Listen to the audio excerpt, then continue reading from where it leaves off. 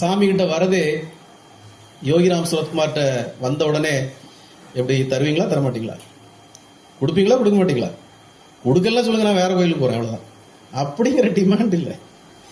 Most of the peoples அப்படிதான் இருக்கிறாங்க.